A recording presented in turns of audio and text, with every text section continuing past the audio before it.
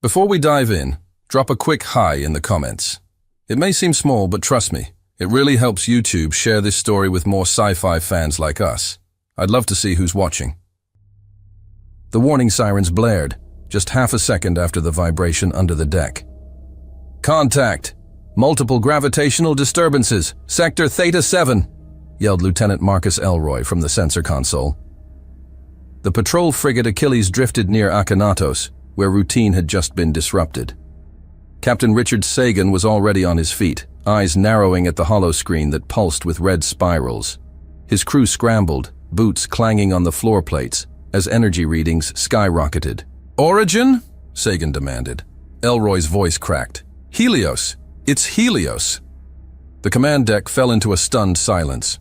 "No, that can't be right," murmured Lieutenant Juno Creer, voice hushed as if her disbelief might somehow undo the data unraveling on the screens. But it was.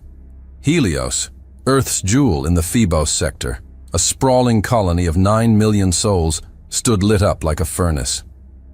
On the viewport, the orbital telescope focused automatically, magnifying the horror.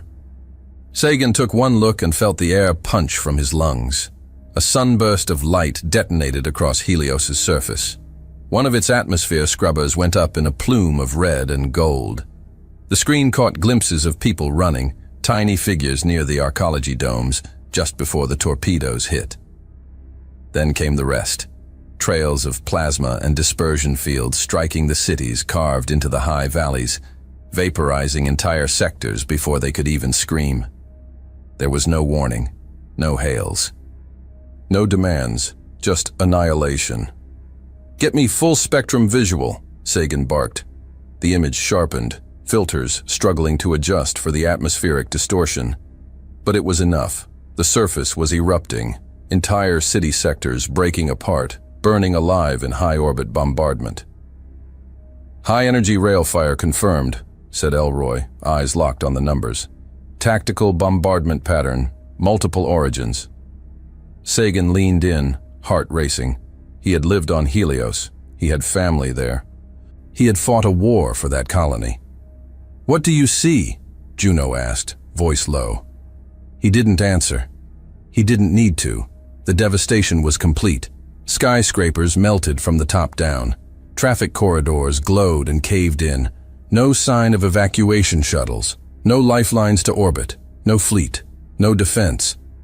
Whatever was stationed there, if anything, was gone before the first impact. No response, no scramble. Just silence. Only the pounding of relentless orbital fire.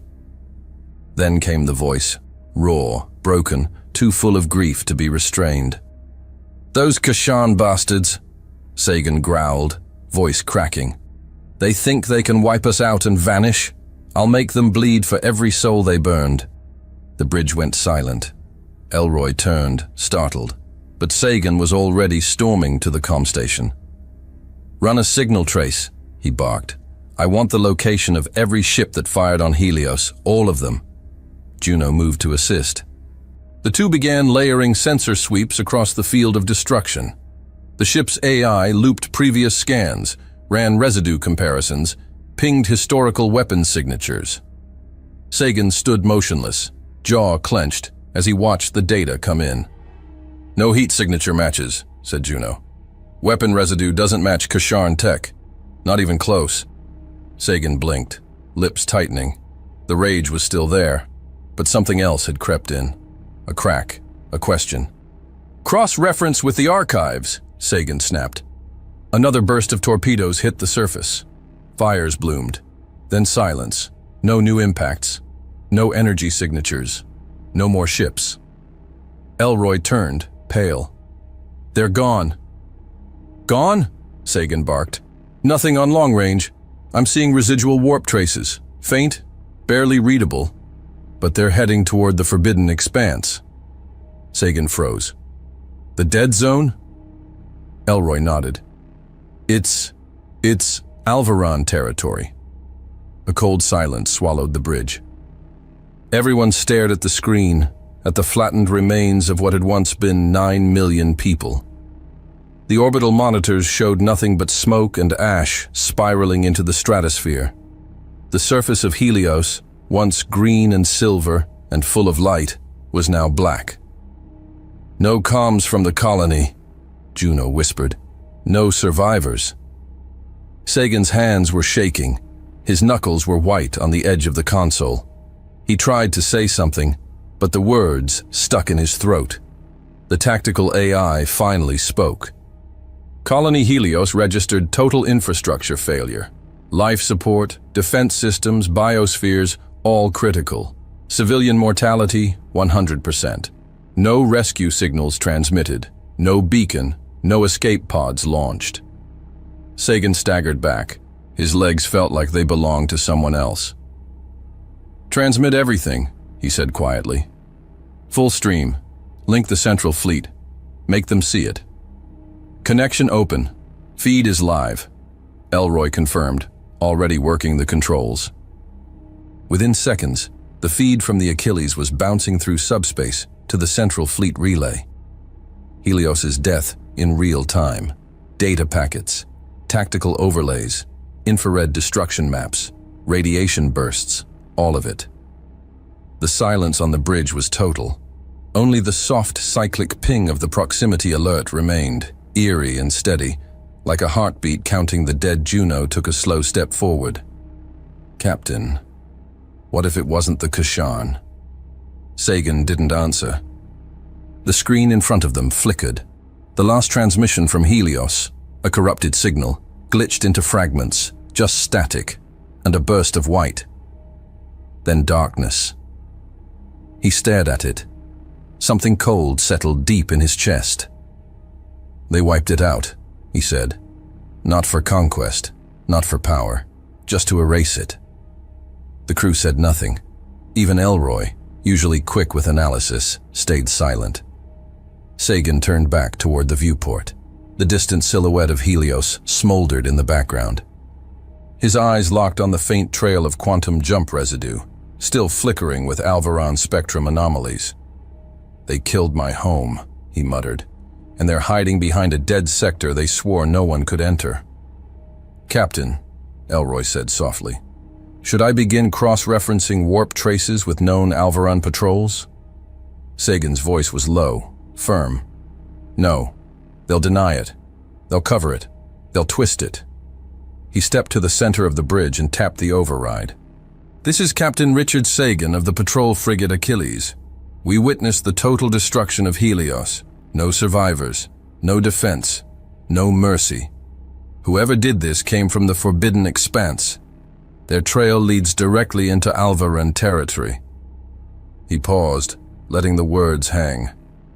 "I don't care who sanctioned it. I don't care what political game is playing out. 9 million human lives were erased in minutes. And if we wait for the diplomats to find a spine, we'll be next." He ended the transmission. No signature, no encryption. Let everyone hear it. Behind him, Juno whispered, "What do we do now?" Sagan didn't flinch. "We prepare for war." The summons came through without ceremony. A tight-beamed diplomatic packet intercepted by the Achilles, carrying the Council's seal and a single-line directive. "Captain Richard Sagan is hereby required to attend emergency proceedings of the Galactic Council concerning the Helios incident." No explanation, no delay. A diplomatic escort vessel was already en route. Sagan read the message twice, jaw set, before wordlessly walking off the bridge. He changed into formal command blacks, secured the silver clasp at his collar, and boarded the shuttle without speaking. He knew exactly what kind of theater he was walking into. The council chamber blazed with tension as the emergency session commenced. The ceiling dome shimmered with projections of Helios before and after the attack. Verdant cities reduced to scorched ash in a sequence of looping footage. Every delegate in the crescent-shaped hall had seen it. 9 million dead. No warning. No survivors. The human delegation stood at the forefront, led by Admiral Pierce Vaughan, flanked by Intelligence Commander Arlen Hesse and Fleet Strategist Dent Rowe. Behind them, quiet but resolute, stood Richard Sagan, arms folded, eyes locked forward. "Explain it," Vaughan demanded, voice cutting through the low hum of murmurs. At the center of the chamber, atop the raised platform, stood the Alvaran High Regent, Slivox. He was tall, thin like sculpted obsidian, robed in flowing white fabric adorned with strands of shimmering metallic thread. 4 slender arms rested in deliberate poise, fingertips nearly touching. His elongated skull glowed faintly under the chamber lights, and his eyes, void of pupils, smooth and silver, reflected nothing. When he spoke, his voice was neither warm nor cruel. It was still, hollow. The images are tragic, and yet they confirm what has long been feared. The Kasharn remnants have not abandoned war. They have merely changed their mask. A soft reaction stirred in the crowd, whispers in 10 languages. Slivox continued. Their former borders have seen increasing irregularities, unauthorized jumps, disrupted trade signals, intercepted frequencies coded in their dialect. Now, Helios. Vorn stepped forward. We've analyzed the weapon traces. The signatures don't match Kasharn tech. Slivox tilted his head, just enough to seem curious. Because perhaps they're hiding behind unfamiliar weapons, borrowed or stolen. It would not be the first time they've scavenged or mimicked. And humans, always quick to judge, made for a convenient scapegoat. They didn't send that fleet, Sagan said suddenly. The room quieted. Slivox turned to him. Captain Sagan, you were at Helios during the event. I saw it from orbit, Sagan replied. And I've fought the Kasharn. They never use those dispersion patterns. Their torpedoes fracture plasma on impact. These were precision bursts with spherical incineration. Not Kasharn, not even close. Slivox did not blink. Your passion is noted. Emotions from the battlefield cannot substitute the rigor of sanctioned intelligence. He raised one arm, and an Alvaran attendant stepped forward with a data crystal. Slivox placed it gently in the receiver. Holograms shimmered to life, displaying intercepted Kasharn messages, fragments of encrypted traffic near the Phoebos sector, power surges from old Kasharn war relays. Circumstantial, Rowe muttered behind Vorn's shoulder. Slivox lifted both upper arms. In light of these findings, the Council enacts immediate sanctions on the Kasharn Dominion. All outbound communications will be blocked, jump gates frozen, their fleets decommissioned and systems monitored. A digital seal spun into existence in the air. Council Judgment 8807-C. Final. Executed. Gasps. A Grolari delegate raised a tentacle, trying to object. Cut off by the chamber AI. No formal opposition registered. Motion carried, the chamber AI confirmed. In another corner of the hall, Ambassador Threx of the Kasharn stood stone still. His armored chest rose and fell slowly. Tall, heavily built, the Kasharn diplomat's silhouette bristled with quiet fury. His scaled skin bore a reddish-brown hue, and 2 short, curved horns protruded from his skull like remnants of some forgotten beast. His breath steamed lightly from his nostrils in the cold-controlled chamber. He didn't speak. He just turned and walked away. The Human War Council convened hours later in a secure conference hall aboard the UNS Atlas, a dreadnought stationed on standby near the Helios perimeter. Sagan stood at the far side of the table. The others had barely sat before he spoke. We're letting this happen. Admiral Vorn steepled his fingers. You think the Council's lying? I think they know more than they admit, Sagan replied. The warp signature didn't match Kasharn lanes. The jump trail went straight into the Forbidden Expanse. Fleet Strategist Rowe leaned forward. And what exactly are you proposing? That the Alvaran bombed one of our colonies and blamed our oldest enemy? Yes, Sagan said, or let someone else do it. Either way, they're covering for it. A heavy silence followed. Commander Hesse finally broke it. We have data from deep scan satellites around Akhenatos. The AI reconstructed quantum residue left from the hostile fleet. The warp bubble collapsed at an angle only permitted by known Alvaran corridor protocols. Meaning? Vorn asked. meaning the only ships capable of entering or exiting the expanse using those paths are theirs. Ro raised an eyebrow. Can we prove that? Not in the Council, Hesse replied. They'll say it's theoretical. Sagan stepped closer. This is a cover-up, and we're about to sit by while they dismantle the Kasharn to keep it clean. Ro stood. We're bound by the Council Accords. You want to start a war on suspicion? Sagan's voice didn't rise, but his words hit like iron. They erased 9 million of our people. That's not suspicion. That's genocide. Vorn closed his eyes briefly, then looked to Hesse. What does Intel say about Kasharn capability? They haven't rebuilt since the war, Hesse answered. No fleet of theirs has the energy output to sustain that scale of strike. Their warp drives are outdated, fragmented. Half their fleets in orbit decay. This wasn't them. Ro frowned. If we go around the Council, we risk war on 2 fronts. Political exile, asset isolation, maybe worse. Sagan stepped into the center of the room. We stop playing their game. We pull our own records. We build a case. Quietly. And when the time comes, we don't wait for permission. On the Kasharn border world of Valak's Reach, Ambassador Threx returned to the Dominion Citadel. His ceremonial armor was cracked, scuffed where he had struck the wall upon returning. No aides followed him. None dared. In the Great Hall, Warlord Barishkar stood overlooking a hollow of Helios's destruction. His form was immense, nearly 3 meters tall, covered in matte black armor. His face resembled a dragon carved from obsidian. Slitted nostrils, scaled jaws, and 2 sets of crimson eyes beneath a spiked brow. They humiliated us, Threx said. Barishkar didn't look back, and the humans said nothing. They watched.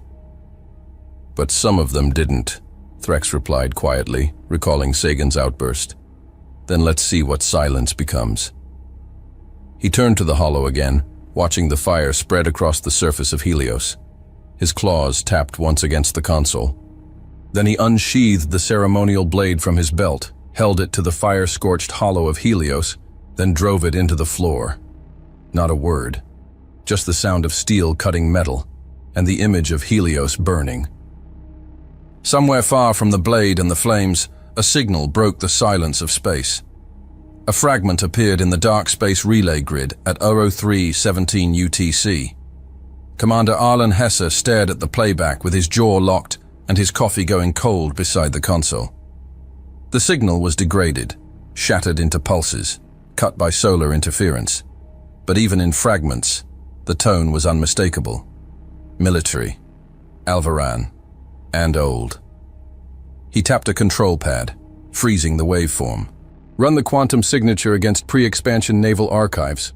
Search Alvaran war-era bands. The AI hesitated, then, match confirmed. Class B command signal. Obsolete encryption. Origin, Alvaran Subcommand Fleet, cycle marker 2794, decommissioned post-armistice. Hesse's hand tightened into a fist. He ran the sequence again, slower, isolating the pattern embedded between pulses. It wasn't just an echo, it was a command packet, transmitted on the day Helios fell. He opened a direct channel to Admiral Vorn. The covert shuttle Rook hummed low through the asteroid field flanking the Draxel drift. Navigation lights off, IFF signature cloaked. The entire mission was off-book, buried beneath 6 layers of false orders and misdirection. Inside the hull, Richard Sagan sat across from Commander Hesse and Intelligence Lieutenant Niall Vickers. None of them spoke. The weight of the intercepted signal had said enough. The fact that they were flying straight toward Kasharn territory said the rest. The message went through 5 relay nodes before we caught it, Hesse finally said. Could have slipped past if not for the Akhenatos loop still running diagnostics. And it's real? Sagan asked. As real as anything buried for 50 years, Hesse replied. Alvaran command code, embedded in the fleet's comm bursts. No question. Sagan looked out the viewport. So why dig up obsolete encryption, unless you want plausible deniability. Exactly. The silence returned. Then Vickers broke it with a quieter question. Are you sure the Kasharn will meet? They didn't reach out, Sagan replied. We did. And when we showed them what the Council didn't, they listened. The station hung in the shadow of a fractured moon, an abandoned Kasharn logistics hub once used for forward fleet deployment. The humans had called it Relay 9 during the war. Now it was a skeleton of steel and ice, half buried in orbital debris. The docking clamps seized with a violent hiss. The interior was dark, lit only by auxiliary power strips along the corridor floors. Frost clung to the corners of the walls. Sagan stepped through first, followed by Hesse and Vickers. No weapons drawn, by mutual agreement. As the inner airlock cycled, Sagan's hand hovered briefly over his holster. Instinct, not intention. The corridor lights flickered once. A shadow moved on the far end, but no weapons were drawn. Just figures. Waiting. Two Kasharn stood waiting. Tall, heavily muscled. Their skin was a smooth charcoal gray, almost metallic under the flickering lights. They wore partial armor, chest plates and vambraces, but no helmets. Their heads were angular and ridged, with small horn-like protrusions where a human would have hair. Red eyes tracked every movement with intensity. The one on the right stepped forward. I am Captain Valrek, he said. His voice was guttural but clear. I speak for Warlord Barishkar. Sagan gave a slight nod. Captain Richard Sagan, United Humanity Command. No handshake. Just the kind of silence forged from decades of blood and blame. Not hostility, but history still breathing in the air between them. Valrek gestured down a corridor. He waits. Barishkar stood alone in the war room, one clawed hand resting on the edge of a long-dead tactical table. His armor was deep red and black, ceremonial but functional, dented from old wars, not polished for show. His presence filled the room even before he moved. Nearly 3 meters tall, his scaled jaw looked carved from stone, and his 4 crimson eyes locked onto Sagan as the human entered. He didn't speak right away. Then, they silenced us. Sagan met his gaze. They silenced us both. Barishkar nodded once. You came. That already says more than your counsel. Hesse activated a secure datapad and placed it on the table. We intercepted a signal, partial, obsolete Alvaran command structure. Barishkar moved forward slowly. He touched the edge of the screen. The Kasharn systems recognized the architecture instantly. Data streams flickered, then matched. We have seen part of it, Barishkar growled. I dismissed it as council shadowplay. I didn't think they would dare do this again, he continued. During the Helios hour, our deep sensor posts registered fleet movement across the expanse, but we were forbidden from pursuing. Sagan's eyes narrowed. You tracked the origin? Barishkar nodded, then turned toward a secondary panel, inputting manual commands. A holographic map flared to life, a tangled web of jump traces and quantum signatures. This path, he said, pointing with a clawed finger, matches yours. Same decay signature, same warp collapse angle. He turned back to Sagan. We did not destroy Helios. Sagan didn't answer at first. He stepped closer, eyes on the map, then the datapad, then Barishkar. Then we do this together. Barishkar tilted his head. An alliance? An investigation, Sagan corrected. Joint, quiet, outside council oversight. We find the truth and we bring it back with teeth. Barishkar stared at him for a long time. Then, without a word, he reached up and unlocked the seals at his neck. His helmet hissed, then detached, revealing his full face for the first time. No armor, no mask, just the face of a warrior showing another warrior respect. If we walk this path, Barishkar said slowly, we walk it as equals. Sagan extended his hand. Barishkar looked at it, then gripped it with a strength that tested bone. Their hands locked. human flesh and scaled talon. Neither flinched, neither blinked, just pressure. A warrior's contract, unwritten, but unbreakable. A pact sealed not by politics, but by necessity. Behind them, the silent war room flickered back to life, and the path toward the forbidden expanse began to form. The war room aboard Vanguard Station pulsed with tension, voices sharp beneath the hum of shifting metal. Steel plating creaked as hundreds of tons of orbital mass shifted above the gas giant Vortael, and inside the command dome, two species stared each other down across a long black table. On the human side, Admiral Pierce Vaughan, Commander Arlen Hesse, Fleet Strategist Dent Rowe, and Richard Sagan, now wearing full active-duty fleet black, with silver-lined command bars gleaming at his collar. On the Kasharn side, Warlord Barishkar stood at the center, flanked by Captain Valrek and the younger strategist Sahar Khan, leaner, scarred, his crimson eyes sharp with suspicion. No one sat. "We are not here to appease old enemies," Sahar Khan snapped, "nor to waste cycles on human hesitation." Sagan stepped forward before Vaughan could respond. "Then you've already misunderstood us." Barishkar's voice rumbled like distant thunder. "Let the fire cool, Sahar Khan. You speak to warriors, not politicians." A silence fell, but not stillness. One of the Kasharn guards shifted, a motion subtle but unmistakably defensive. Across the table, Rowe's hand twitched toward his tablet. Both sides noticed, neither escalated. But the crack was there. A low growl reverberated in the Kasharn's throat, but he nodded and stepped back. Hesse activated the center console, projecting the known coordinates of the forbidden expanse and overlaying every incident tracked over the last 5 cycles. "There are 7 confirmed warp signature events matching the Helios profile," he said. 5 of them terminated near defunct Alvaran installations. 2 vanished without trace. Barishkar folded his arms, his thick gauntlets clicking together. "And we go after these ghosts, alone. They tried to silence you. They told us to look away," Sagan said. "Together, they don't get that chance again." Vaughan's voice broke the silence. "But there are logistical realities. We've been demilitarized by treaty. Most of our core fleets are dry-docked or decommissioned." A low vibration rolled through Valrek's chest. "We have ships, but no crew, no fuel, no repairs for half a generation." "Then we rebuild what they thought we'd never need again," Sagan said. Rowe leaned over the table, pointing to the orbital layers. "Old bastion stations, Omega yards, Farron Belt arsenals, the Clavius foundry.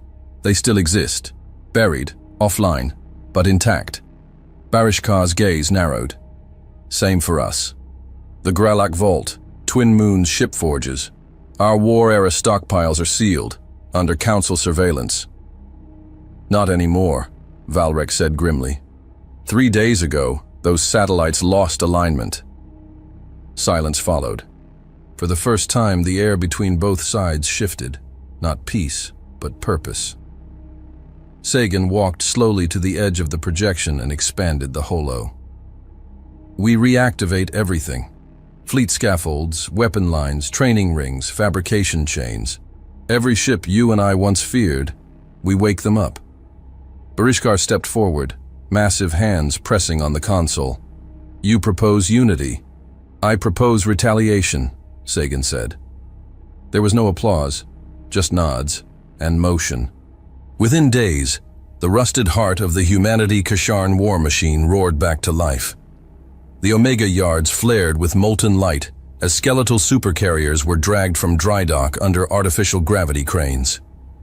Alongside them, Kasharn cruiser hulks rose from the frozen moons of Valkros Prime, their hulls scarred with ceremonial glyphs and ancient battle wounds.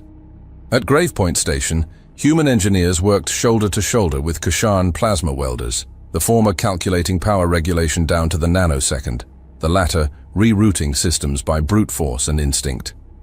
In Forge Ring San 8, war factories clanged with life. Kasharn armorers and human weapons officers bickered and shouted across open hangar bays. One relied on instinct, the other on checklists. Tempers flared hourly. Productivity never stopped. "You don't calibrate the recoil dampeners," barked Lieutenant Commander Ford, gesturing at a disassembled plasma array. "We absorb recoil," growled a Kasharn engineer named Cole Varn, slamming a reinforced plate into place. "And we don't miss." They didn't agree, but they nodded. 900,000 vessels began to form. Carriers, dreadnoughts, Raptor-class interceptors, brute force assault pods. Machines built to never fly again were awakened. Engines screamed in vacuum. Halls once sealed by peace were broken open by necessity. Sagan stood on the observation deck of Clavius Ascendant, staring at the kilometer-long spine of a reconstructed battleship, the UTS Monarch, as it was towed into alignment. Vorn approached, datapad in hand. "You'll have joint command. Final authority split between you and Barishkar." Sagan didn't turn. "And if we disagree, then you'll have to make it work." Behind them, the fleet grew. The Council didn't remain blind for long. Slivox watched the data feeds in silence as projections flickered across the Council chamber. 250,000 vessels identified, then 500,000, then projections exceeded 800,000. He raised one of his four hands and spoke a single word: rebellion. Within hours, encrypted condemnations spread across diplomatic channels. Illegal mobilization, treaty violation, violation of Sovereign Demilitarization Pact. The Council stripped human and Kasharn delegations of their procedural rights. Assets frozen, representatives recalled. It didn't matter. The first sabotage hit Forge Ring Sarn 8 3 nights later. A fuel cell overloaded mid-cycle, vaporizing an entire dry dock. 16 humans dead, 9 Kasharn. Systems corrupted, no trace of the intruder. 2 nights later, the comm relay at Farron Belt was compromised. 27 minutes of blackout, followed by a message broadcasted across their internal feed: "Cease or vanish." Barishkar stood over the wreckage of the Forge facility, his gauntlets slick with ash and coolant. "They strike in whispers," he muttered. Sagan joined him. "Because they know they'd lose in the open." Barishkar didn't answer. He simply reached down and pulled a melted sigil from the wreckage, a piece of forged Kasharn iron, warped by sabotage. "This forge bore my clan's sigil," Barishkar muttered. "It stood longer than I have drawn breath." He held it up, then let it drop to the floor with a clang. "They want to divide us before we launch." Sagan nodded. "Then we launch faster." The final fleet assembled at the edge of the Forbidden Expanse, a wall of metal and defiance, human ingenuity fused with Kasharn fury. Engines aligned, communications sync-locked, crew rotations balanced, barely. Tempers still flared. Trust was fragile, but the guns were real. The Alliance had no name, no banner, only purpose. And as the last signal relay lit green, Barishkar's voice cut across the comm line to Sagan. "We walk together now.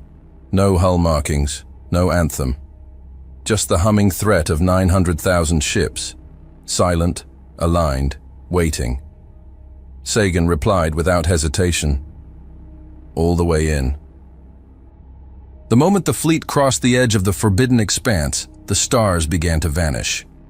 "Sensor distortion rising," reported Lieutenant Nash aboard the UTS Monarch. "External comms degrading, subspace echo looping back into primary channels." From the command deck, Sagan watched as the HUD blurred. Nebulas bloomed like oil in water, thick and dark, crawling across the void in unnatural formations. Pulses of static rolled across every screen. It wasn't just darkness. It was something older, something engineered. "Keep formation tight," Sagan ordered. "No detachments, no scouts. We stay connected." Across the fleet, his command echoed through encrypted channels. Kasharn dreadnoughts adjusted vectors with raw propulsion bursts, their hulls glowing faintly in the discolored light. Human warships drifted into phalanx positions, overlapping shield patterns. The Alliance was tense, imperfect, but it moved as one.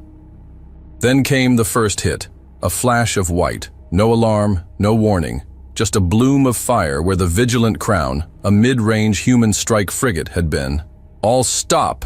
shouted Commander Keen from Tactical. "She's gone. 1 second she was clean. Then, nothing." Sagan didn't blink. "Isolate the impact. Feed me a trajectory." Keen keyed the sequence into the console.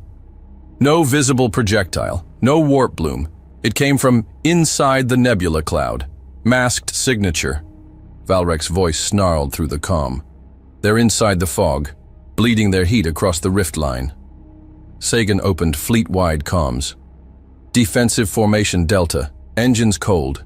We bait them forward." The fleet slowed to a crawl. Lights dimmed. Shield layers shifted to passive mode. The darkness swallowed them. Then, like knives out of shadow, the Alvaran patrols struck. 3 vessels, sleek, blade-shaped, tore from the upper flank of the formation, moving in absolute silence. No energy signatures, no drive trails.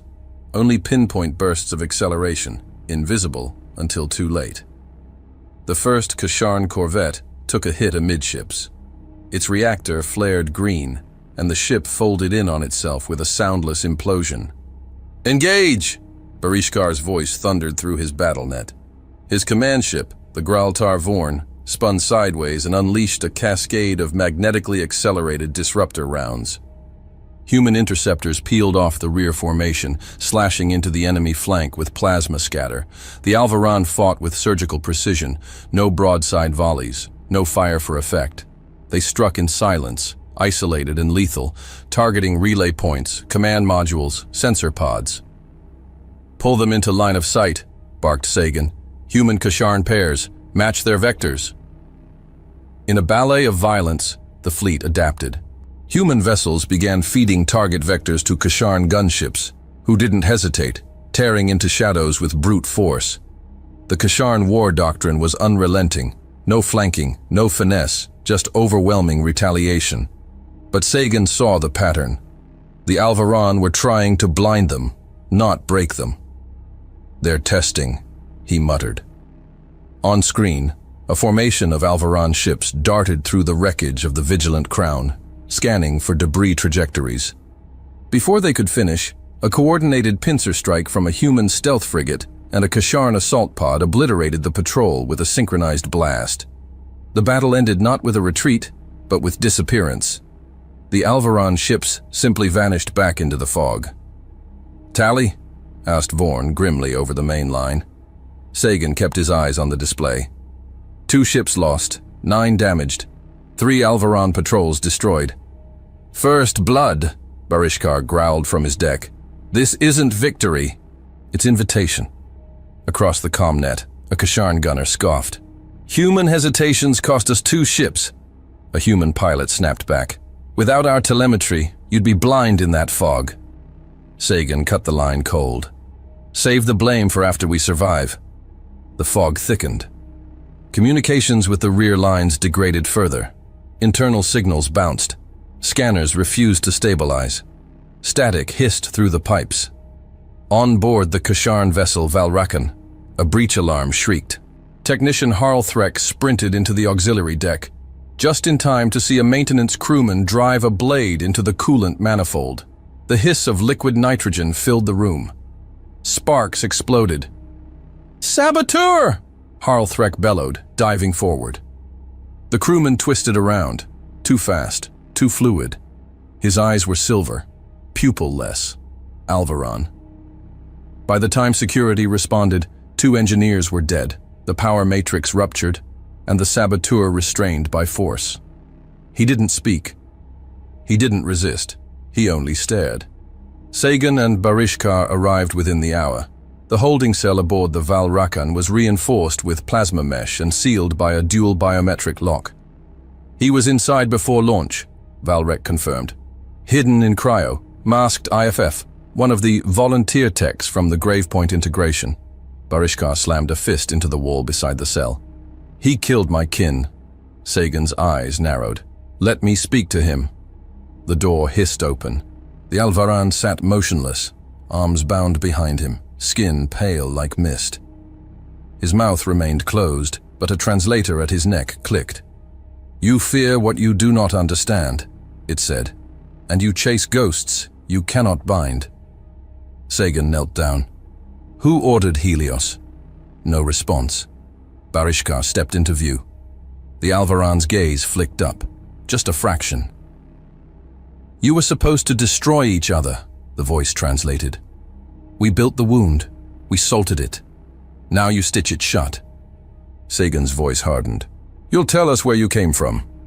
"I came from the future," the Alvaran said with a mocking smile. Barishkar drew his blade. "Enough riddles.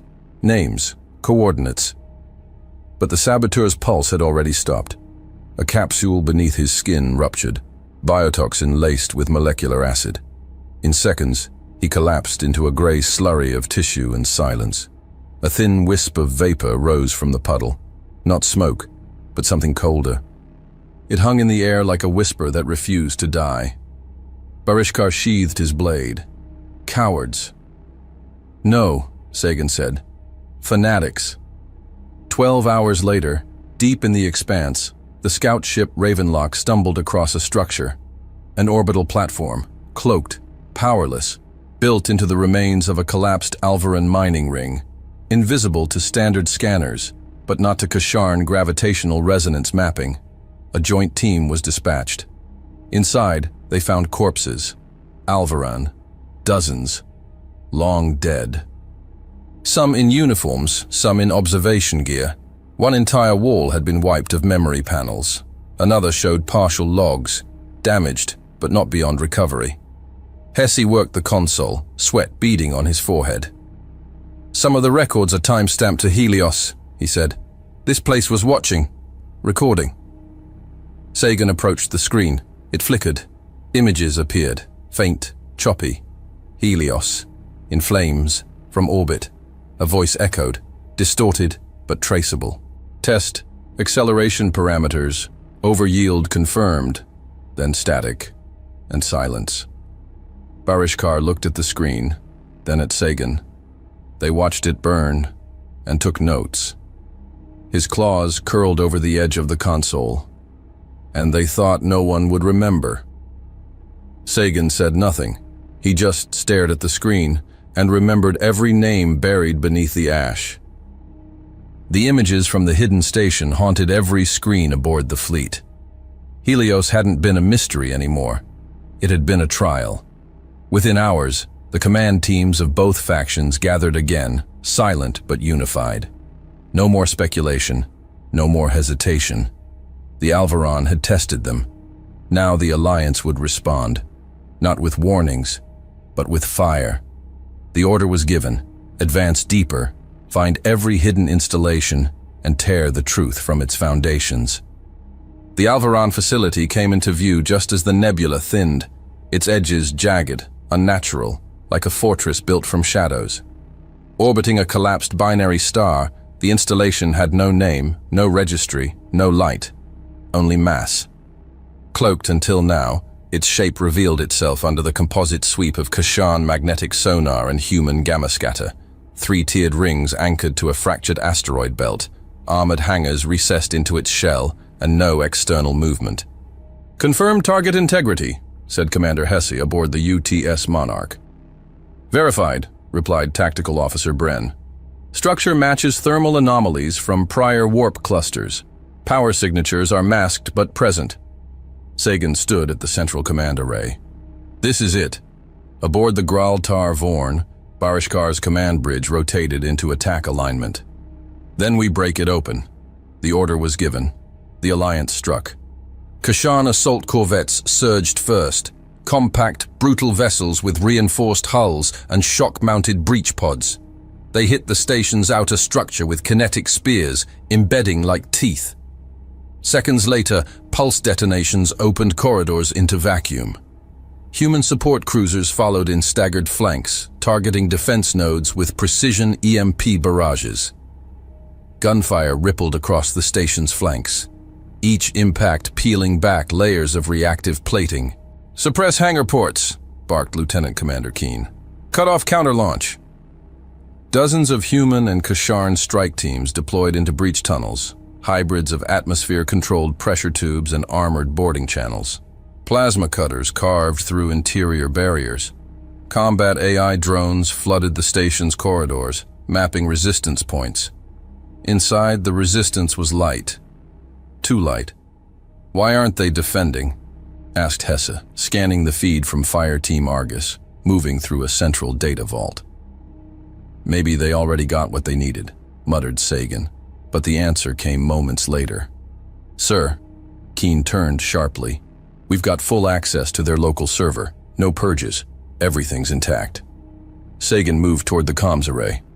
"Send in Hesse with retrieval team. Prioritize high-clearance data." Minutes later, deep beneath the primary vault grid, they found it. The command node was dark and silent, rows of dead terminals, but one vault remained active, sealed by triple helix biometric encryption, Alvaran scripted. "We'll need a moment," Hesse said.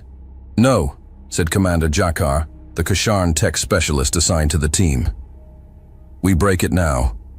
He stepped forward, embedded a Kasharn neural spike into the console and forced a data bleed. The feed opened.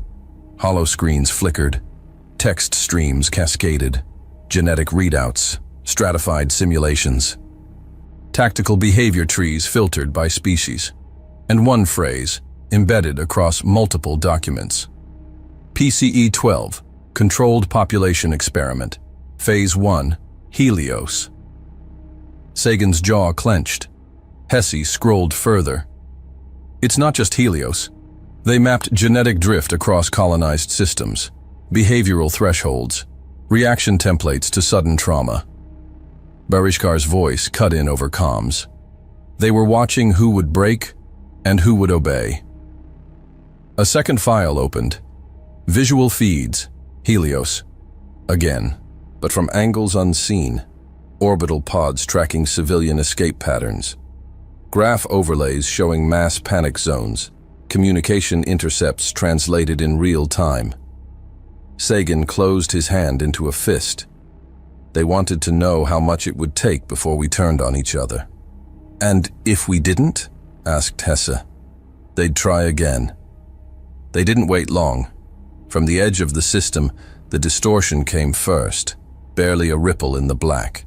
Then, space tore open like silk under pressure. An Alvaran dreadnought dropped out of phase. Silent, massive, dangerous. A predator emerging from the dark. It was unlike anything they'd faced. Longer than most carriers. Its hull a lattice of reflective black alloy that shimmered in layers of impossible geometry. No visible weapons, just smooth armor, broken only by the occasional flare of engine distortion. "Vessel class?" asked Vorn. "Experimental," Sagan replied. Even the sensor arrays hesitated, like they didn't want to look directly at it. The dreadnought opened fire. It didn't fire torpedoes or rail rounds. It folded space in micropulses, compressing the void into needles of directed force. The first human destroyer it hit collapsed inward, hull imploding, crew vaporized before alarms could finish. "Full spread!" yelled Keen. "Flank wide!" Barishkar's fleet moved to intercept. Kasharn Raptor wings tore forward, sacrificing themselves to force the dreadnought to re-aim. 2 went down immediately. A third rammed the enemy's ventral node and detonated, tearing a gap in its shield matrix. "Now!" shouted Sagan. Human dreadnoughts shifted formation, recalculating trajectory overlaps in real time. Coordinated plasma salvos lit the void. The Alvaran vessel bled silver light from its flank, but didn't slow. On board the Vorn, strategist Sahar Khan transmitted direct targeting vectors. "Forget the hull. Aim for the gravitational throat." It took them precious seconds to isolate. A pulse node near the rear superstructure, blinking once every 30 seconds. Sagan relayed the vector. "We go together." "Agreed," Barishkar growled. The Monarch and Vorn fired in perfect unison. Human plasma beam accelerated by Kasharn magnetic lensing. The combined strike pierced the node. For a second, the dreadnought's midsection shuddered, then fractured in silent collapse. But the blast wave was not silent. It struck both sides with raw force. 4 ships, 2 human, 2 Kasharn, were caught in the wash. Lieutenant Commander Keen's vessel, Silverwatch, was among them. "Brace! Brace!" Keen's voice crackled, then vanished. Sagan's hand hovered above the console, just for a second, then curled into a fist. The Silverwatch tore apart mid-rotation, its reactors spinning out into a collapsing arc. At the same time, the Kasharn ship Tharnek took a hit to its engine spine. It spun uncontrolled into the side of the Alvaron station before detonating. Barishkar turned, staring at the burn trail through the smoke. "We lost them." Sagan nodded slowly. Recovery crews swarmed the wreck sites in silence. Inside the shattered remains of the Alvaron installation, Sagan and Barishkar stood together, surrounded by consoles flickering in final death throes. "We're paying for every answer," Sagan said. Barishkar's eyes narrowed. Too much, but not enough to stop. They walked through the ruins side by side, human engineers and Kasharn warriors dragging bodies from crushed decks, cataloging data cores, tagging structural intel. Jakar approached with a scorched datapad in hand. "We recovered one more file." He held it out. Sagan took it. A list. Worlds, coordinates, civilian populations. Helios was the first. 3 Kasharn colonies were listed next. Barishkar's face darkened. "They planned to burn us both," he said.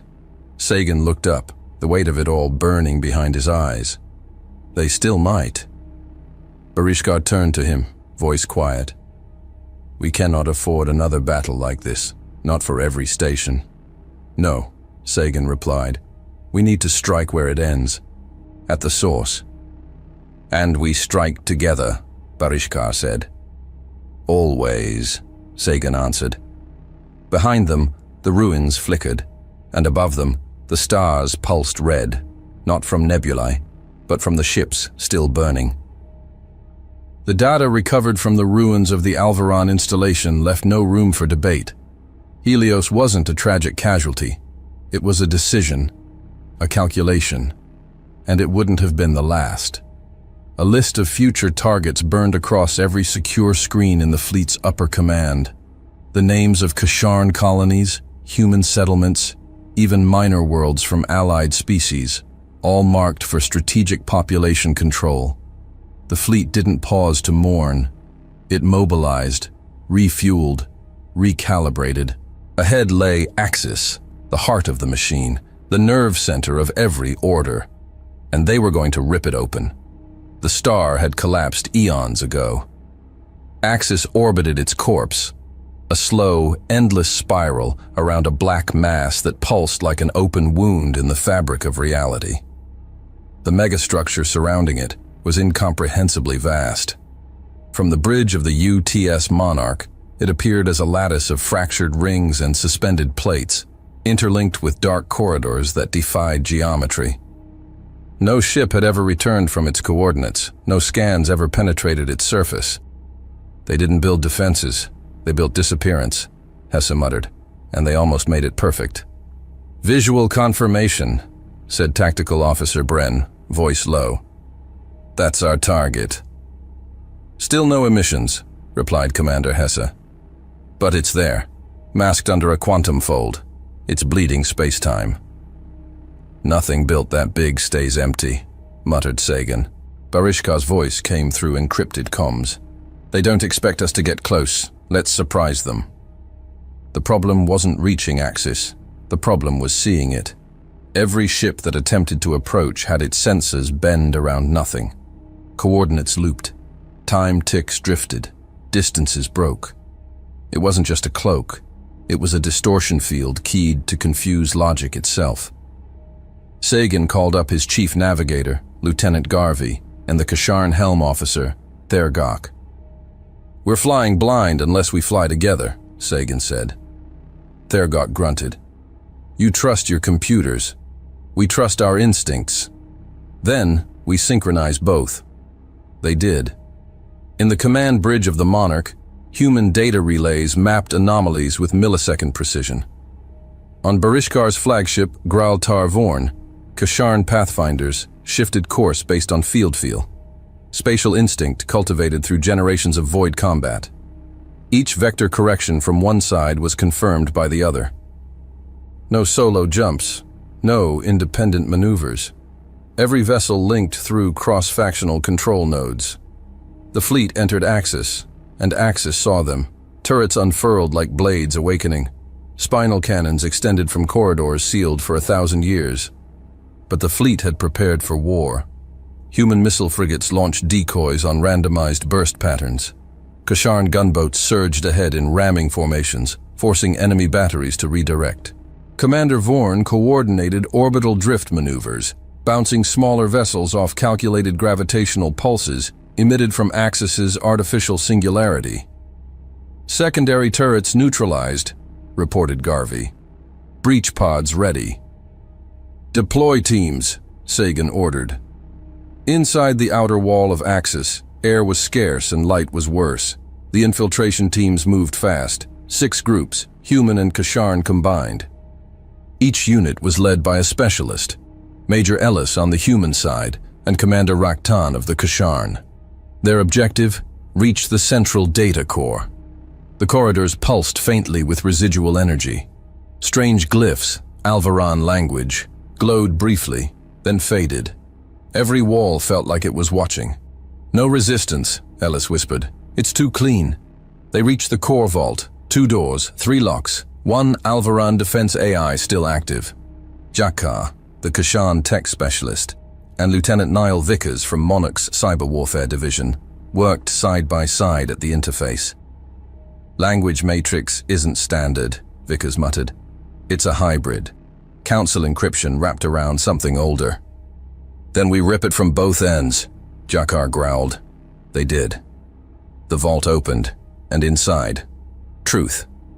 Visual feeds, command transcripts, tactical orders with embedded authorizations, the seal of the High Regent.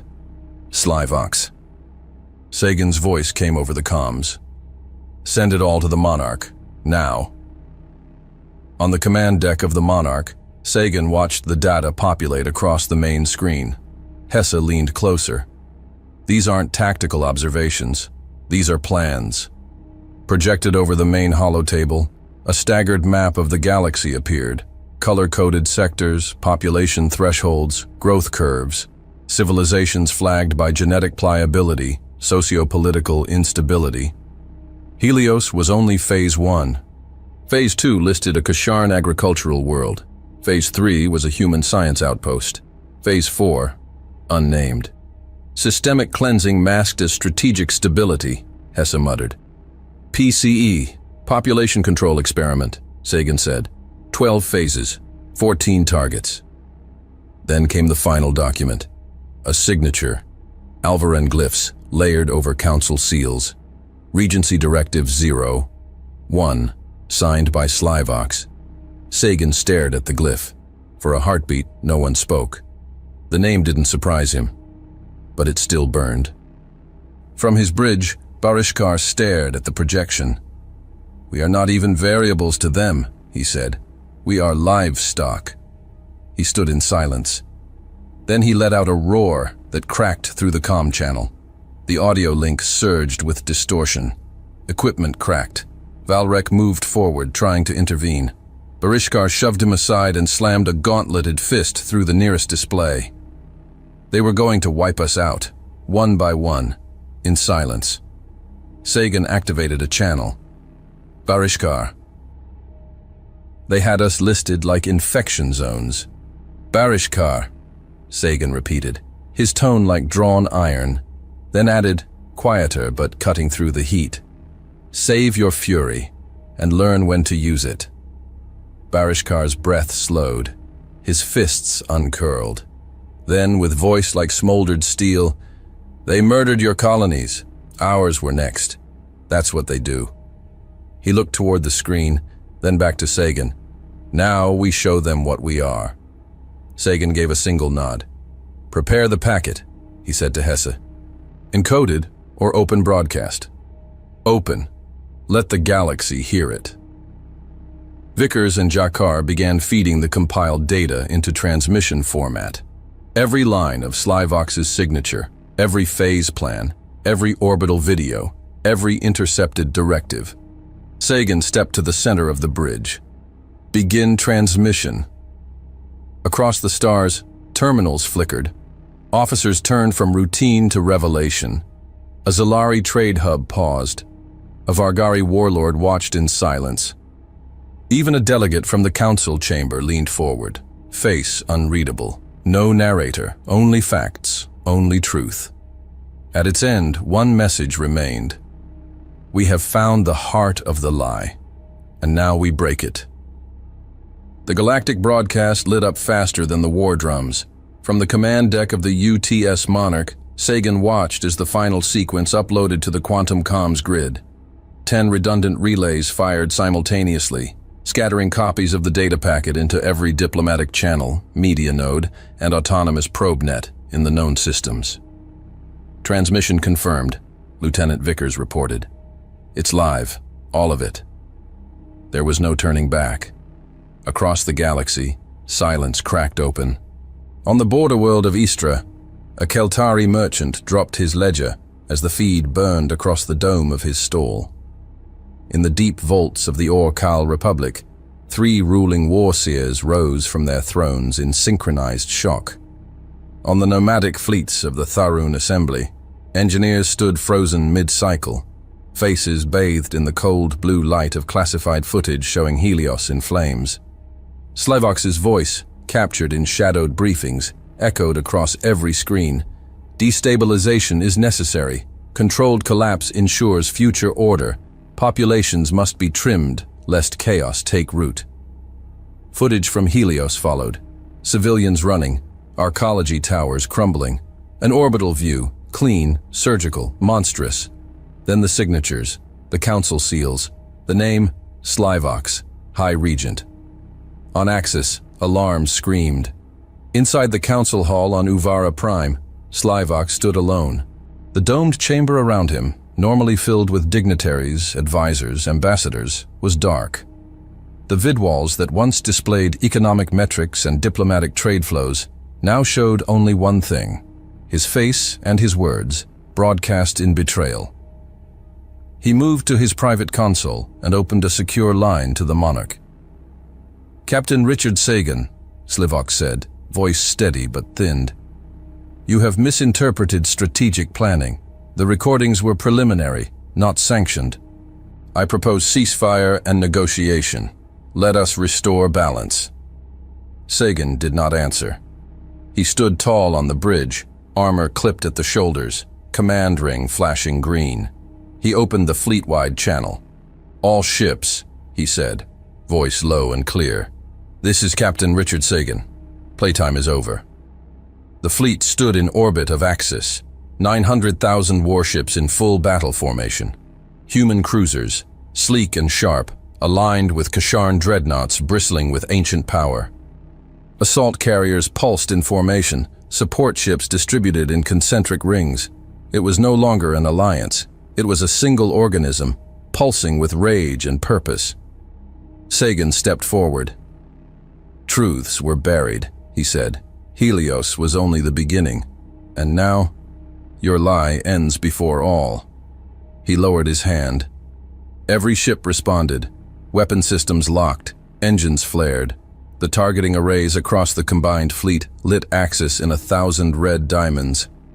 Barishkar! Sagan called, his voice rising now, loud enough to shatter hesitation. Now, unleash all your fury! Barishkar's reply was a single word. With pleasure. The first salvo was fired from the Graltar Vorn. A superheated rail shot burst from its forward lance, splitting through space and smashing into the outer layer of Axis with a ripple of flame and pressure. Human missile frigates followed immediately, launching synchronized waves of smart payloads, each missile calculating and recalculating mid-flight, guided by overlapping AI nodes in real time.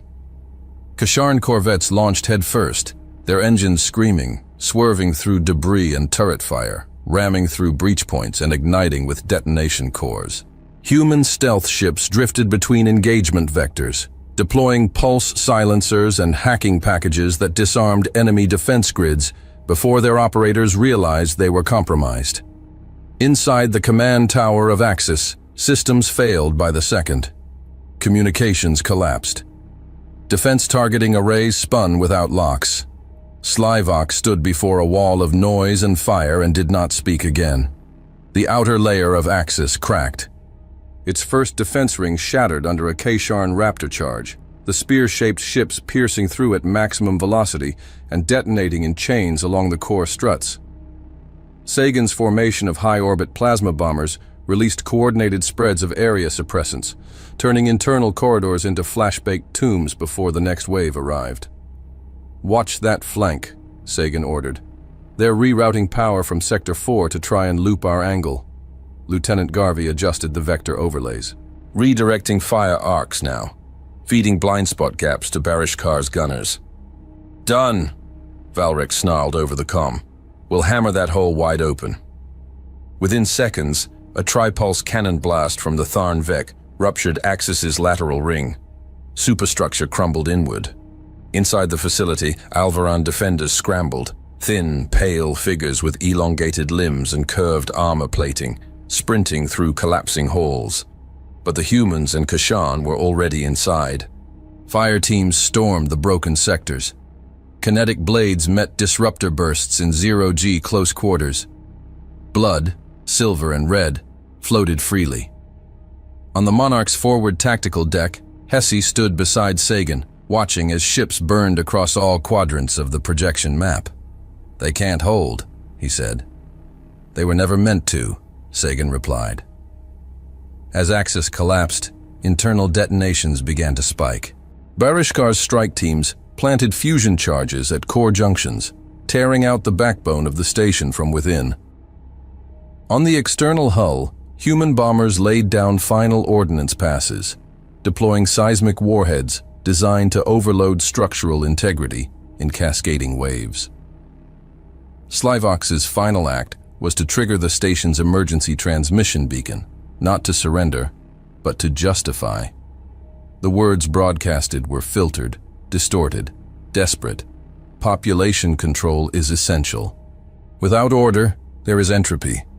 We sacrificed few to preserve the many. But no one listened. The Alvaran dreadnoughts that emerged from the far side of the star were intercepted before they could fire.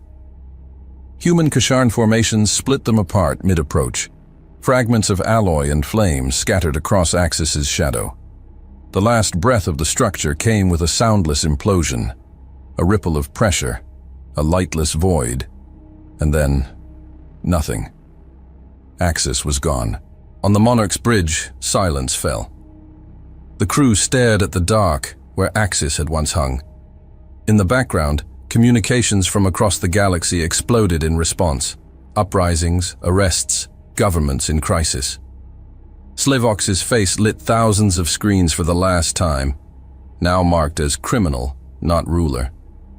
Sagan said nothing for a moment. Then, "Status?" "Minimal losses," replied Hesse. 3 ships damaged. 27 confirmed casualties. The fleet holds. Sagan nodded slowly. Barishkar's voice came through. "It is done." Sagan turned toward the viewport. Stars flickered beyond the dispersing debris. "No," he said quietly. "Now it begins." The ship turned. The fleet followed. And behind them, Axis burned in silence. Hey there, space human. I'm really curious about your thoughts on this video. Drop a quick comment and let me know what's on your mind. Or just say hi if you prefer. Either way, I'd love to hear from you. Oh, and one last thing. Every great soldier knows that to survive and become a hero, taking care of yourself is key. So before you go, check the pinned comment. Trust me, it's important. And I've chosen another video for you to watch. Just click the card here, or here if you want the whole playlist. See you there.